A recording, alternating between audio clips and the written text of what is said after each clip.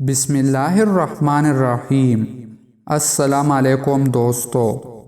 جناب رسول اللہ صلی اللہ علیہ وآلہ وسلم نے ارشاد فرمایا، جو شخص نماز کے بعد سبحان اللہ العظیم و بحمدہ لا حول ولا قوت الا باللہ کہے تو وہ شخص اس حال میں کھڑا ہوگا کہ اس کی مغفرت ہو چکی ہوگی۔ جناب رسول اللہ صلی اللہ علیہ وآلہ وسلم نے ارشاد فرمایا، جو شخص صبح کو 100 مرتبہ اور شام کو 100 مرتبہ سبحان اللہ و بحمدہ پڑھے تو اس کے گناہوں کی مغفرت کر دی جائے گی، اور اس کے گناہ سمندر کی جاگ سے زیادہ ہوں۔ دوستو، مزید اسلامک ویڈیوز دیکھنے کے لیے ہمارے چینل کو سبسکرائب کریں اور ویڈیو کو لائک اور شیئر کریں۔